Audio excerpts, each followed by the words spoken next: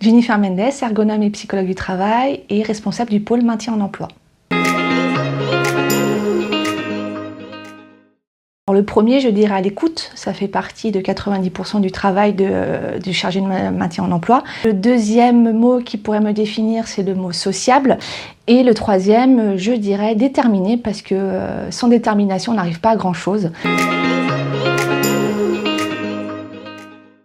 Ça va être de trouver des solutions matérielles, organisationnelles, avec le bénéficiaire et ou l'employeur, pour trouver des solutions pour maintenir la personne en emploi.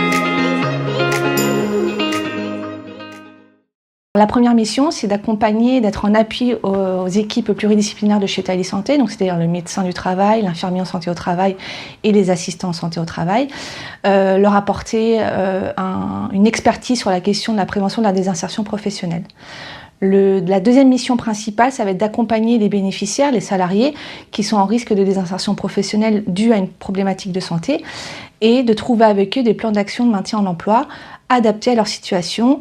C'est ce qu'on appelle un peu faire de la dentelle à ce niveau-là. Donc on s'adapte aux problématiques de santé, aux problématiques sociales et aux problématiques professionnelles de la personne qu'on va accompagner. La quatrième mission, ça va être être là en support aussi des employeurs pour trouver des solutions pour maintenir le salarié en emploi au sein de l'entreprise, de leur donner des éléments sur, par exemple, la reconnaissance en qualité de travailleur handicapé, le maintien en emploi, les aides financières de la GFIP, etc. Sensibiliser aussi leur collectif de travail sur la question du handicap, du maintien en emploi. Et enfin, c'est mettre en place des actions de sensibilisation auprès de nos publics. Il y a deux façons de faire appel au pôle maintien en emploi. La première, ça va être de passer par votre médecin du travail ou votre infirmier en santé au travail lors d'un rendez-vous médical où vous allez mentionner vos problématiques de santé et ces professionnels de santé feront le lien avec notre équipe. La deuxième, c'est de nous contacter vous directement via notre adresse mail et notre numéro de téléphone et nous ferons le nécessaire pour vous recontacter.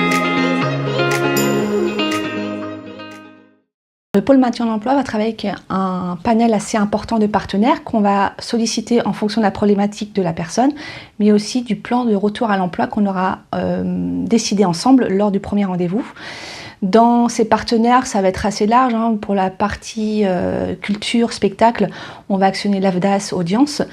Et pour la partie beaucoup plus généraliste, on va avoir le Cap Emploi, France Travail, la GFIP, des associations aussi spécialisées dans certaines pathologies avec lesquelles on pourra travailler de façon collaborative sur la problématique.